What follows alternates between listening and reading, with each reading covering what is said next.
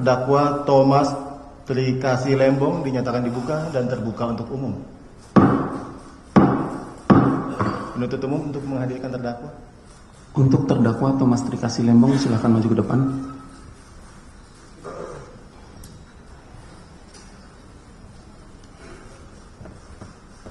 Silakan.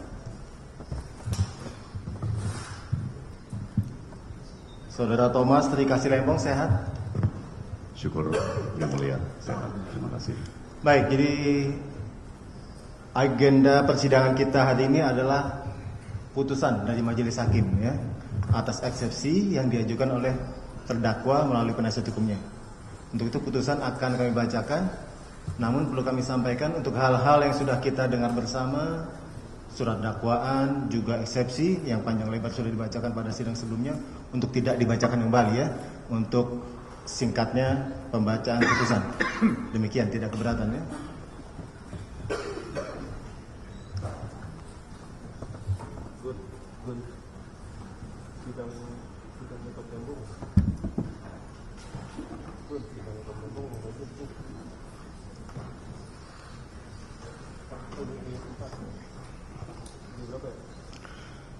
Mohon didengarkan.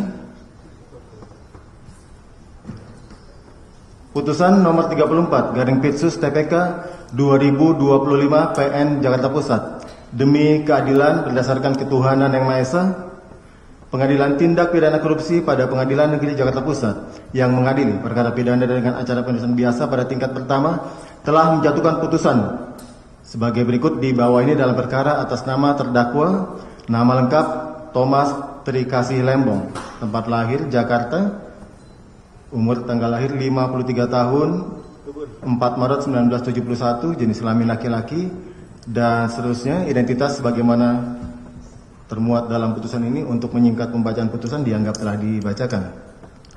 Terdakwa ditahan dalam tahanan rumah tahanan negara oleh 1. Penyidik sejak tanggal 29 Oktober 2024 sampai dengan sekarang oleh Majelis Hakim Pengadilan Tindak Pidana Korupsi pada Pengadilan Negeri Jakarta Pusat.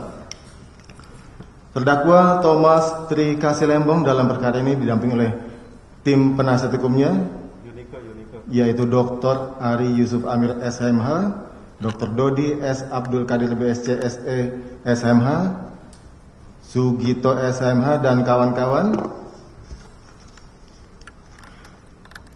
Kesemuanya para advokat atau konsultan hukum tergabung dalam tim penasihat hukum Thomas Trikasih Lembong, berkantor di Distrik 8 Prosperity Tower lantai 5 unit E sampai dengan F SCBD Jenderal Sudirman, Kafling 5253 Jakarta Selatan, berdasarkan surat kuasa khusus tertanggal 28 Februari 2025. Pengadilan Tindak Pidana Korupsi pada Pengadilan Negeri Jakarta Pusat telah membaca penetapan Ketua Pengadilan Tindak Pidana Korupsi pada Pengadilan Negeri Jakarta Pusat nomor 34 Pitsus TPK 2025 garing PN JKT PST tanggal 27 Februari 2025 tentang penunjukan majelis hakim.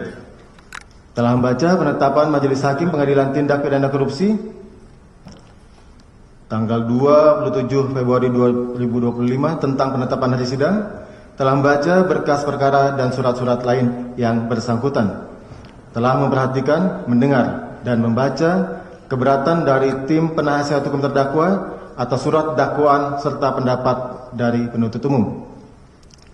Menimbang bahwa terdakwa diajukan di persidangan dalam perkara ini didakwa melakukan perbuatan pidana sebagaimana diuraikan dalam surat dakwaan penuntut umum nomor rek perkara PDS garis datar 06 garing M.1.10 garing FT 102 garing 2025 tertanggal 25 Februari 2025. Surat dakwaan sebagaimana termuat dalam lengkap dalam putusan ini.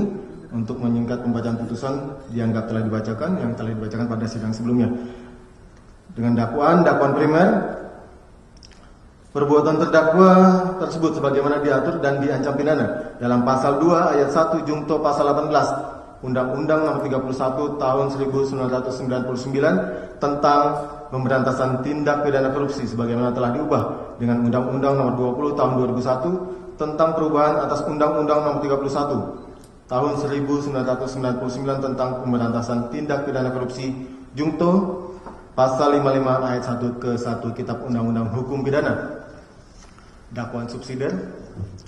Perbuatan terdakwa tersebut sebagaimana diatur dan diancam pidana dalam pasal 3 Junto pasal 18 Undang-Undang Nomor 31 tahun 1999 tentang pemberantasan tindak pidana korupsi sebagaimana telah diubah dengan Undang-Undang Nomor 20 tahun 2001 tentang perubahan atas Undang-Undang Nomor 31 tahun 1999 tentang pemberantasan tindak pidana korupsi Junto pasal 55 ayat 1 ke 1 Kitab Undang-Undang Hukum Pidana. Menimbang bahwa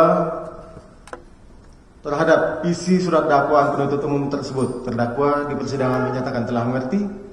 Menimbang bahwa atas dakwaan penuntut umum tersebut, terdakwa dan penasihat hukum terdakwa telah mengajukan keberatan atau eksepsi secara tertulis sebagaimana termuat dalam keberatan terdakwa yang telah dibacakan dan diserahkan kepada Majelis Hakim Pengadilan Tindak Pidana Korupsi pada Pengadilan Negeri Jakarta Pusat pada hari Kamis tanggal 6 Maret 2025 yang merupakan bagian yang tidak terpisahkan dari putusan ini yang pada pokoknya berisi sebagai berikut. Selengkapnya mengenai keberatan atau eksepsi yang diajukan oleh terdakwa melalui penasihat hukumnya sebagaimana termuat dalam putusan ini untuk menyingkat pembacaan putusan dianggap telah dibacakan. Menimbang bahwa terhadap dalil keberatan atau eksepsi terdakwa serta penasihat hukum terdakwa tersebut, penuntut umum telah mengajukan pendapat secara tertulis sebagaimana dibacakan dan diserahkan kepada Majelis Hakim Pengadilan Tindak Pidana Korupsi pada hari Selasa tanggal 11 Maret 2025. Pada pokoknya sebagai berikut di bawah ini termuat dalam putusan ini. Menimbang bahwa selanjutnya penasihat hukum terdakwa serta penuntut umum menyatakan masing-masing tetap pada pendirian atau argumentasi hukumnya masing-masing dan selanjutnya mohon putusan atau putusan selah. Menimbang bahwa surat dakwaan adalah jenis surat yang digunakan dalam ranah pidana pada tahap penuntutan, Abdul Karim Nasution dalam bukunya yang berjudul Masalah Surat Dakwaan dalam Proses Pidana mengartikan surat dakwaan adalah surat atau akta yang memuat suatu perumusan dari tindak pidana yang didakwakan, yang sementara dapat disimpulkan dari pemeriksaan pendahuluan yang merupakan dasar bagi hakim untuk melakukan pemeriksaan. Kemudian bila ternyata cukup bukti, terdakwa dapat dijatuhi hukuman. Dalam kurung A. Abdul Karim Nasution 1981 .275 tutup kurung. Akad.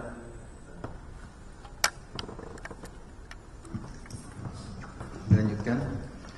Menimbang bahwa pasal 14 huruf D KUHP menerangkan bahwa membuat surat dakwaan adalah salah satu kewenangan dan penuntut umum berdasarkan ketentuan 140 ayat 1 KUHP. Surat dakwaan dibuat secepatnya apabila penuntut umum berpendapat bahwa dapat dilakukannya penuntut dari berhasil penyidikan. Menimbang bahwa surat dakwaan yang dibuat tersebut akan disertakan penuntut umum saat pelimpahan perkara ke pengadilan negeri. Hal ini sebagaimana tertuang dalam pasal 143 ayat 1 KUHP yang menyatakan bahwa penuntut umum melimpahkan perkara ke pengadilan negeri dengan permintaan agar segera mengadili perkara tersebut disertai dengan surat dakwaan. Menimbang bahwa selanjutnya terdakwa diberi kesempatan oleh majelis hakim untuk mengajukan eksepsi atau keberatan, menurut HR segera setelah hakim ketua sidang membuka sidang pengadilan, terdakwa atau penasihat hukumnya dapat melakukan suatu perlawanan dengan mengemukakan eksepsi, misalnya A. Pengadilan tidak berwenang untuk mengadili perkara yang bersangkutan. B. Dakwaan dari penuntut umum harus dinyatakan sebagai tidak dapat diterima. Atau C. Surat dakwaan dari penuntut umum harus dinyatakan sebagai batal demi hukum. Menimbang bahwa perlawanan tersebut hakim harus memberikan putusannya dan atas putusan tersebut terdakwa dapat minta banding ke pengadilan tinggi bersama-sama dengan banding atas putusan akhir dari pengadilan mengenai perkara pidana. Menimbang bahwa KUHP sendiri mengatur jenis-jenis eksepsi tersebut dalam pasal 156 ayat 1 KUHP, di mana berdasarkan ketentuan pasal 156 ayat 1 KUHP dan menurut pedoman pelaksanaan tugas administrasi pengadilan buku 1 ada 3 macam keberatan yang dapat diajukan oleh terdakwa atau penasihat hukumnya, yaitu 1. Keberatan tidak berwenang mengadili, 2. Keberatan dakwaan tidak dapat diterima, dan 3. Keberatan surat dakwaan harus dibatalkan. Menimbang bahwa dari ketiga macam keberatan tersebut, baik terdakwa dan atau penasihat hukumnya dapat mengajukan keberatan tersebut salah satunya atau ketiga macam keberatan tersebut sekaligus, asalkan ada relevansi dan dasar hukumnya terhadap surat dakwaan. Hal ini elementer sifatnya, oleh karena apabila keberatan tidak relevan dan mempunyai dasar hukum, terlebih apabila sampai dicari-cari atau diada-adakan, maka keberatan tersebut pasti akan ditolak oleh hakim. Menimbang bahwa selanjutnya dalam pasal 156 ayat 2 KUHP disebutkan jika hakim menyatakan keberatan tersebut diterima, maka perkara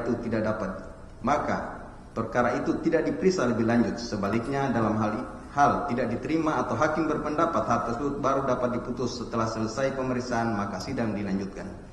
Menimbang bahwa yang menjadi pokok penutusan dalam perkara ini adalah tentang surat dakwaan jaksa penuntut umum yang oleh terdakwa dan atau penasihat hukum terdakwa telah mengajukan keberatan sebagaimana diuraikan di bawah ini, yaitu A. Pengadilan Tindak Pidana Korupsi pada Pengadilan Negeri Jakarta Pusat tidak berwenang untuk memeriksa dan mengadili perkara akuo, eksepsi kompetensi absolut. B. Surat dakwaan akuo error in persona.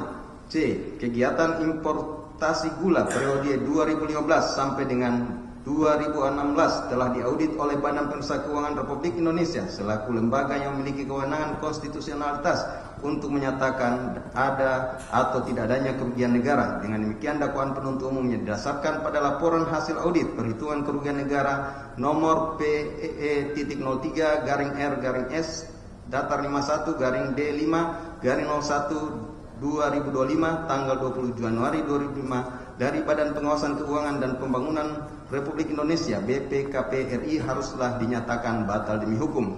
D. Surat dakwaan jaksa penuntut umum disusun secara tidak jelas, tidak cermat, dan tidak lengkap. 1. Uraian unsur melawan hukum tidak jelas, tidak cermat, dan tidak lengkap karena seluruh pengakuan persetujuan impor oleh terdakwa telah memenuhi asas umum pemerintah yang baik sebagaimana diatur dalam Undang-Undang Administrasi Pemerintah dan berdasarkan pemisahan fungsi di dalam Kementerian Perdagangan, khususnya penerbitan pengakuan impor, sehingga surat dakwaan jaksa penuntut umum harus nyatakan batal demi hukum.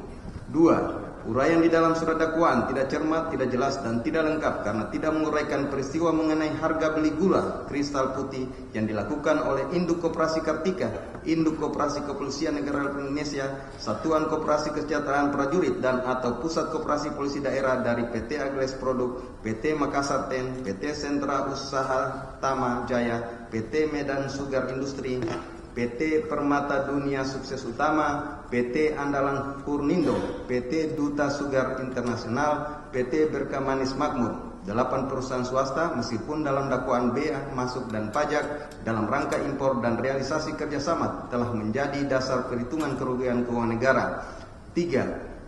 Uraian mengenai kerugian negara dalam surat dakwaan tidak jelas, tidak cermat, dan tidak lengkap karena perhitungan kerugian negara di dalam surat dakwaan mengakibatkan ketentuan pasal 4B Undang-Undang Nomor 1 Tahun 2025 tentang perubahan ketiga atas Undang-Undang Nomor 19 Tahun 2003 tentang Badan Usaha Milik Negara Junto Pasal 1 Ayat 2 Undang-Undang Hukum Pidana. 4. Jaksa penuntut umum telah tidak jelas dan tidak cermat dalam menyusun surat dakwaan, di mana surat dakwaannya jaksa penuntut umum menggunakan harga patokan petani dalam menyimpulkan adanya kemahalan harga beli dan selisih keuntungan yang diterima oleh 9 perusahaan swasta dari hasil jual beli GKP dengan PT VPI. 5. Surat dakwaan tidak cermat, tidak jelas, dan tidak lengkap karena tidak menguraikan peristiwa dugaan tindak pidana korupsi dalam kegiatan importasi gula di Kementerian Perdagangan sejak tahun 2016 sampai dengan tahun 2023 sebagaimana surat perintah penyelidikan, surat perintah penyidikan, surat penetapan tersangka, dan surat penetapan penahanan yang menjadi satu kesatuan dengan surat dakwaan, melainkan jaksa penuntut umum hanya menguraikan peristiwa dugaan tindak pidana akuo yang terjadi pada tahun 2015 sampai dengan tahun 2016 sehingga surat dakwaan harus batal demi hukum. Menimbang bahwa selanjutnya majelis hakim akan mempertimbangkan apakah cukup beralasan untuk menyatakan surat dakwaan atas nama terdakwa Thomas Trikasi Lembong dalam perkara ini dinyatakan tidak dapat terima atau batal demi hukum sebagaimana isi keberatan dari penasihat hukum terdakwa tersebut.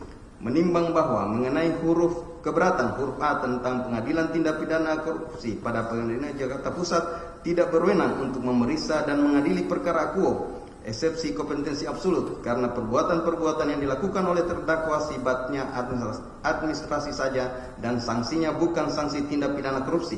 Majelis hakim berpendapat bahwa setelah majelis hakim membaca, meneliti, dan mencermati eksepsi keberatan penasihat hukum terdakwa tersebut, di mana penasihat hukum terdakwa telah mengajukan materi keberatan dengan mengemukakan adanya fakta-fakta hukum bahwa telah menarik suatu kesimpulan yang kesemuanya sudah masuk ke dalam materi pokok perkara yang justru akan dibuktikan kebenarannya di persidangan, sehingga keberatan tersebut adalah tidak beralasan menurut hukum dan harus dinyatakan tidak dapat diterima.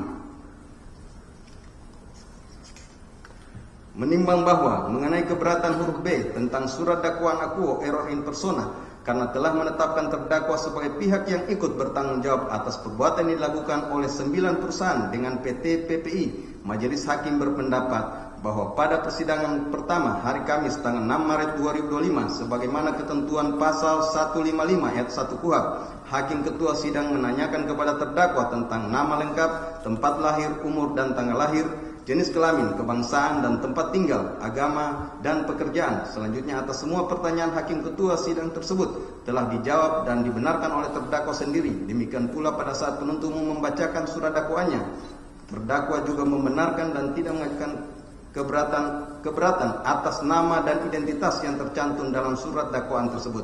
Jadi dengan demikian menurut pendapat majelis hakim, dalam perkara tindak pidana korupsi atas nama terdakwa Thomas Trikasi Lembong tidak terjadi kekeliruan mengenai orang yang dimaksud atau kekeliruan mengenai orang error in persona.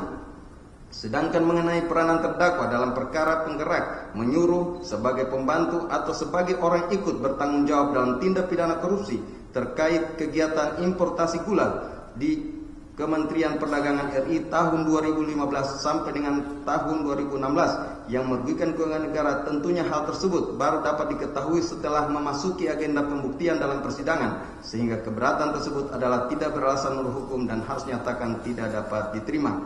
Menimbang bahwa mengenai keberatan huruf C tentang kegiatan importasi gula periode 2015 sampai dengan 2016 telah diaudit oleh Badan Pemeriksa Keuangan Republik Indonesia selaku lembaga yang memiliki kewenangan konstitusionalitas untuk menyatakan ada atau tidaknya kerugian keuangan negara. Dengan demikian dakwaan penuntut umum yang didasarkan pada laporan hasil audit perhitungan kerugian negara nomor PE.03-R-S Datar 51-D5-01-2025 tanggal 20 Januari 2025 dari Badan Pengawasan Keuangan dan Pembangunan Republik Indonesia BPKP RI harus saya nyatakan dibatalkan hukum. Majelis Hakim berpendapat bahwa apa yang dijadikan alasan keberatan penasihat hukum terdakwa tersebut sudah merupakan materi dari perkara ini yang seharusnya tersebut dibuktikan dan ditunjukkan dalam pembuktian dalam persidangan dan bukan merupakan alasan keberatan sebagaimana yang diatur dalam pasal 156 ayat 1 KUHP, sehingga keberatan tersebut tidak beralasan menurut hukum dan harus nyatakan tidak dapat diterima.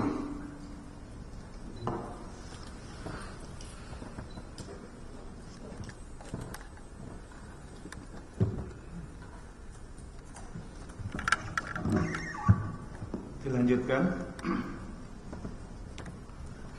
Menimbang bahwa mengenai keberatan huruf D tentang surat dakwaan jaksa penuntut umum disusun secara tidak jelas, tidak cermat dan tidak lengkap, Majelis Hakim berpendapat bahwa mengenai uraian cermat, jelas dan lengkap adalah merupakan persyaratan material dari surat dakwaan, dan mengenai uraian cermat, jelas dan lengkap tersebut memang tidak kita temukan dalam penjelasan umum dari pasal 143 KUHP. Akan tetapi dalam surat edaran Jaksa Agung Republik Indonesia nomor SE 004 dan seterusnya tentang pembuatan surat dakwaan tanggal 16 November 1993 ditemukan uraian secara cermat, jelas dan lengkap sebagai berikut. Cermat berarti menuntut ketelitian jaksa penuntut umum dalam mempersiapkan surat dakwaan yang akan diterapkan bagi terdakwa. Dengan menempatkan kata cermat paling depan dari rumusan pasal 143 ayat 2 huruf B KUHP, pembuat undang-undang menghendaki agar jaksa penuntut umum dalam membuat surat dakwaan selalu bersikap korek dan teliti, jelas, berarti uraian kejadian atau fakta kejadian yang jelas dalam surat dakwaan, sehingga terdakwa dengan mudah memahami apa yang didakwakan terhadap dirinya dan dapat mempersiapkan pembelaan dengan sebaik-baiknya. Lengkap, berarti surat dakwaan itu memuat semua unsur elemen tindak pidana yang didakwakan. Unsur-unsur tersebut harus terlukis di dalam uraian fakta kejadian yang dituangkan dalam surat dakwaan.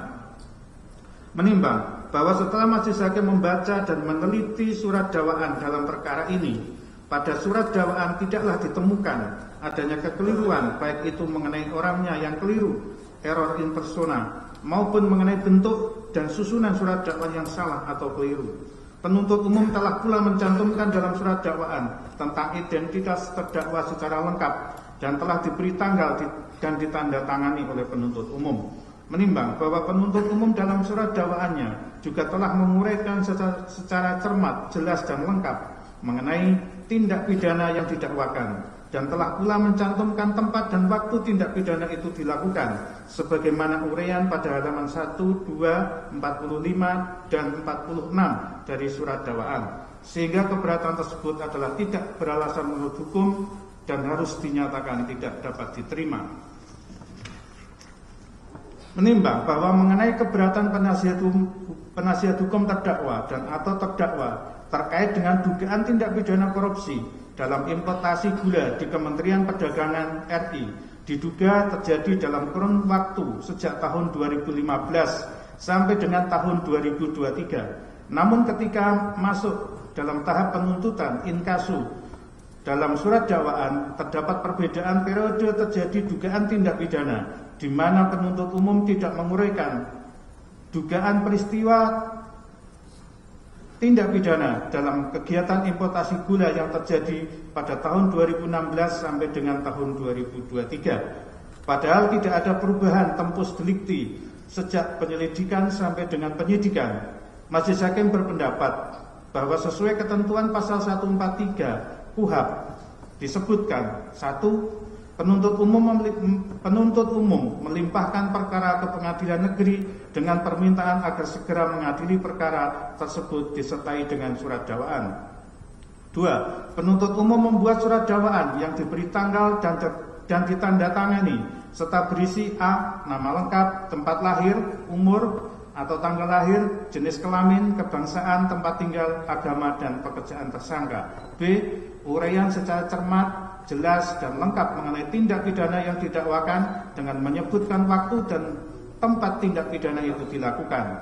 3. Surat dakwaan yang tidak memenuhi ketentuan sebagaimana dimaksud dalam ayat 2 huruf B batal demi hukum. Menimbang bahwa ketentuan pasal 143 KUHP tersebut di atas menegaskan bahwa dalam surat dakwaan penuntut umum harus mencantumkan selain tempat terjadinya tindak pidana locus delicti, juga harus mencantumkan waktu terjadinya tindak pidana tempus delicti. Jika dalam surat dakwaan penuntut umum tidak mencantumkan tempat dan waktu terjadinya tindak pidana, maka akan berakibat batalnya surat dakwaan dimaksud. Menimbang bahwa istilah tempus delicti merupakan penggabungan dari dua kata, yaitu tempus atau tempo yang berarti waktu dan delicti yang berarti delik atau tindak pidana. Sehingga berdasarkan pengertian tersebut di atas, istilah tempus delicti dapat diartikan sebagai waktu terjadinya suatu delik atau tindak pidana. Lebih luas lagi, penentuan tempus delicti sangat penting untuk menentukan apakah suatu undang-undang dapat diterapkan terhadap suatu tindak pidana. Menimbang bahwa menurut Mulyatno dalam bukunya yang berjudul Asas-Asas Hukum Pidana menjelaskan bahwa penentuan waktu terjadinya tindak pidana tempus delicti sangat diperlukan meskipun tidak ada ketentuan khusus yang mengatur mengenai hal tersebut dalam undang-undang hukum pidana. Lebih lanjut, Mulyatno menyebutkan bahwa keberadaan tempus delicti diperlukan karena berkaitan dengan hal sebagai berikut. 1. Untuk memecahkan persoalan tentang berlakunya peraturan hukum pidana atau kewenangan instansi untuk menuntut dan mengadili bersama dengan locus delicti. 2. Memiliki arti penting bagi lex temporis delicti maupun hukum transitor dan mengenai keadaan jiwa atau umur dari terdakwa serta berlakunya tenggang daluarsa. Menimbang bahwa KUHAP menegaskan kewenangan melakukan penuntutan dipegang oleh jaksa selaku penuntut umum, yaitu dalam hal menerima dan memeriksa berkas perkara hasil penyidikan dari penyidik. Selanjutnya penuntut umum melimpahkan berkas perkara ke pengadilan untuk diperiksa dan diputus oleh hakim di sidang pengadilan. Ketentuan itu diatur dalam pasal 1 butir 7, pasal 14 dan pasal 137 KUHAP. Menimbang bahwa kewenangan melakukan penuntutan sejatinya menjadi monopoli mutlak penuntut umum yang lazim disebut asas dominus litis, yang berasal dari bahasa Latin yaitu dominus yang artinya pemilik dan litis yang mempunyai arti perkara atau gugatan. Menimbang bahwa asas dominus litis menegaskan bahwa tidak ada badan lain yang berhak melakukan penuntutan selain penuntut umum yang bersifat absolut dan monopoli. Jaksa penuntut umum menjadi satu-satunya lembaga yang memiliki dan memonopoli penuntutan dan penyelesaian perkara pidana. Hakim tidak dapat meminta supaya perkara pidana yang terjadi diajukan kepadanya, sebab hakim dalam penyelesaian perkara hanya bersifat pasif dan menunggu tuntutan dari penuntut umum. Menimbang bahwa asas ini otomatis menempatkan penuntut umum selaku pengendali perkara, sehingga dapat atau tidaknya dilakukan penuntutan terhadap suatu perkara tindak pidana hasil penyidikan oleh penyidik adalah mutlak wewenang penuntut umum. Begitu pula penuntut umum dapat menghentikan penuntutan dengan alasan tidak cukup bukti, peristiwanya bukan tindak pidana dan perkaranya ditutup demi hukum. Menimbang bahwa surat dakwaan merupakan penataan konstruksi yuridis atas fakta-fakta perbuatan terdakwa yang terungkap sebagai hasil penyidikan dengan cara merangkai perpaduan antara fakta-fakta perbuatan tersebut dengan unsur-unsur tindak pidana sesuai dengan ketentuan undang-undang pidana yang bersangkutan. Pembuatan surat dakwaan dilakukan oleh penuntut umum bila ia berpendapat bahwa dari hasil penyidikan dapat dilakukan penuntutan sebagaimana ketentuan pasal 140 ayat 1 KUHAP. Sedangkan dalam pasal 14 huruf D KUHAP menyebutkan bahwa yang membuat surat dakwaan adalah penuntut umum. Artinya bagaimana bentuk dan susunan surat dakwaan dalam KUHAP tidak ditentukan. Oleh karena susunan dan bentuk surat dakwaan tidak ditentukan dalam KUHAP, maka mengenai bentuk dan susunan surat dakwaan sepenuhnya menjadi kewenangan penuntut umum. Menimbang bahwa apabila dalam tindak pidana korupsi terkait dengan importasi gula di Kementerian Perdagangan RI yang terjadi pada tahun 2016 sampai dengan tahun 2023 diduga masih ada pihak-pihak yang terlibat atau seharusnya ikut bertanggung jawab, maka sesuai asas dominus litis tentunya sepenuhnya menjadi kewenangan jaksa penuntut umum untuk menuntutnya dan mengajukannya ke muka persidangan, dan bukan menjadi kewenangan majelis hakim dalam perkara akuo, sehingga keberatan tersebut adalah tidak beralasan menurut hukum dan harus dinyatakan tidak dapat diterima. Menimbang bahwa surat dakwaan penuntut umum dalam perkara ini telah memenuhi syarat-syarat formil maupun material sebagaimana ketentuan pasal 143 ayat 2 huruf A dan B KUHAP, sehingga oleh karenanya seluruh keberatan penasihat hukum terdakwa tersebut haruslah dinyatakan tidak dapat diterima. Menimbang bahwa oleh karena seluruh keberatan penasihat hukum terdakwa dinyatakan tidak dapat diterima, maka berdasarkan pasal 156 ayat 2 KUHAP, pemeriksaan terhadap perkara terdakwa haruslah dinyatakan dilanjutkan. Menimbang bahwa oleh karena pemeriksaan terhadap terdakwa dilanjutkan, maka mengenai biaya perkara ditangguhkan sampai putusan akhir. Mengingat pasal 143 dan pasal 156 Undang-Undang Nomor 8 Tahun 1981 tentang hukum acara pidana dan pasal-pasal peraturan perundang-undangan lain yang berkaitan. Kami lanjutkan. Mengadili 1. Menyatakan keberatan penasihat hukum terdakwa Thomas Teri Kasilembong tidak dapat diterima. 2. Menyatakan pengadilan tindak pidana korupsi pada Pengadilan Negeri Jakarta Pusat berwenang untuk mengadili perkara nomor 34/Pitsus/Datar TPK 2025/PN Jakarta Pusat. 3. Menyatakan surat dakwaan penuntut umum nomor rek perkara PDS garis datar 06 garis miring M.1.10 garis miring FT.1 garing 02 garing 2025 tertanggal 25 Februari 2025 telah memenuhi ketentuan pasal 143 ayat 2 huruf A dan B Undang-Undang Nomor 8 Tahun 1981 tentang Kitab Undang-Undang Hukum Acara Pidana. 4. Memerintahkan penuntut umum untuk melanjutkan pemeriksaan perkara atas nama terdakwa Thomas Tri Kasih Lembong berdasarkan surat dakwaan penuntut umum tersebut. 5. Menangguhkan biaya perkara sampai dengan putusan akhir. Demikian diputuskan dalam rapat musyawarah Majelis Hakim Pengadilan Tindak Pidana Korupsi pada Pengadilan Negeri Jakarta Pusat pada hari Selasa tanggal 11 Maret 2025 oleh kami Denny Arsan Fatrika SMH selaku Hakim Ketua, Purwanto S. Abdullah SMH dan Ali Muhtarom SMH masing-masing sebagai Hakim Anggota.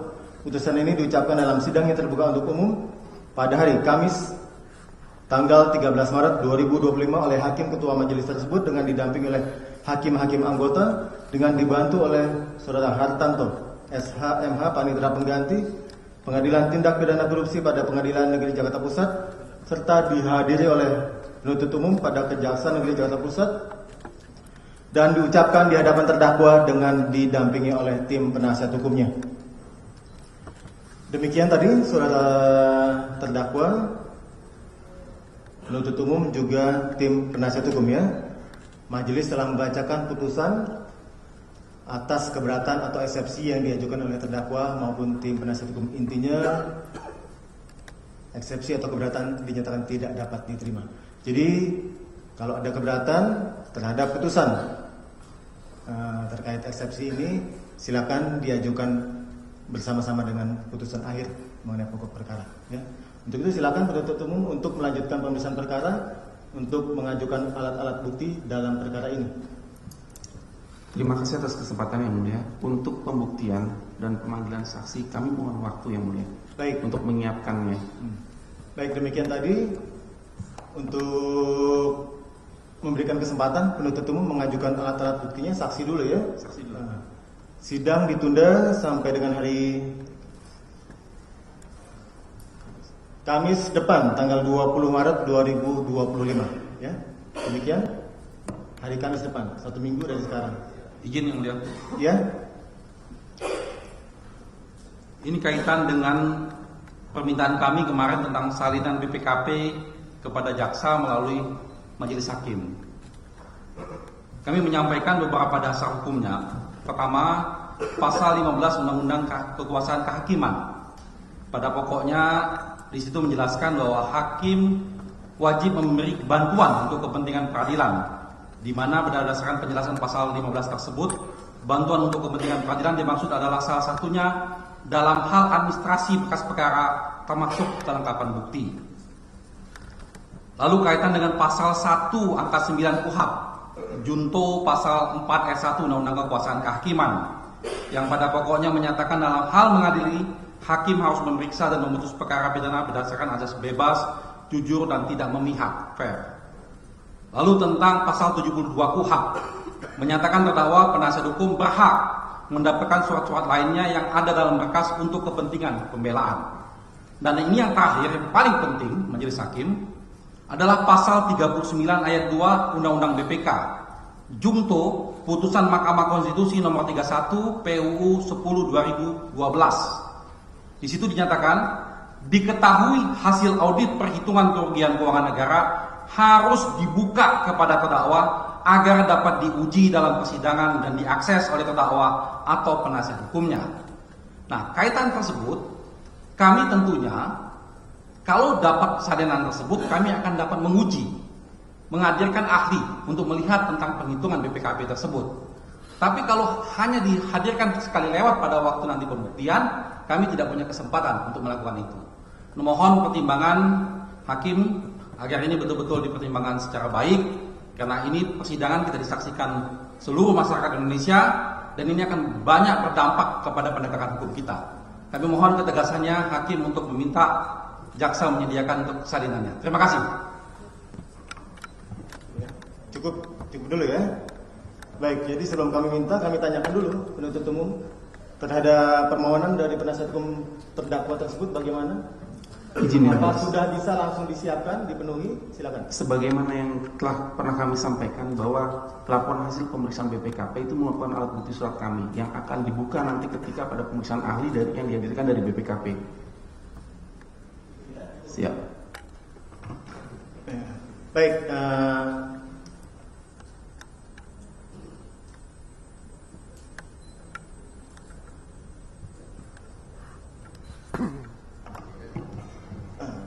baik, jadi mendengar permohonan dari tim penasihat hukum terdakwa, juga tanggapan dari penuntut umum. Pada dasarnya, majelis menyatakan bahwa laporan hasil audit perhitungan kerugian keuangan negara ya, itu adalah merupakan hak dari terdakwa. Jadi terdakwa berhak untuk menuntut laporan hasil audit tersebut yang akan digunakan sebagai bahan pembelaannya di persidangan. Jadi untuk itu kami minta juga kepada penuntut umum untuk secepat mungkin segera memberikan laporan hasil audit tersebut kepada terdakwa ataupun tim penasihat hukumnya. Terima kasih majelis. Kita sebentar ya. Jadi tidak perlu menunggu nanti pembuktian lebih lanjut lagi, agar terdakwa maupun tim penasihat juga punya waktu yang cukup untuk mempelajari. Ya, demikian. Biar persidangan juga kami harapkan berjalan seimbang, fair trial. Demikian. Bisa dipenuhi kapan kira-kira? Kami akan usahakan minta waktunya. Mohon kepastian. Kita minta coba di sidang berikutnya ya untuk Oke, kami usahakan yang mulia. disampaikan kepada tim penasihat hukum. Demikian. Kami rasa cukup demikian. Terima kasih majelis hakim. Baik, kembali lagi ke penundaan sidang berikutnya dijadwalkan dibuka kembali pada hari Kamis tanggal 20 Maret 2025. Ya, perintah kepada penuntut umum untuk menghadirkan saksi-saksi dan juga laporan hasil audit perhitungan kerugian keuangan negara. Ya. Terdakwa tetap dalam tahanan, sidang ini selesai dan ditutup.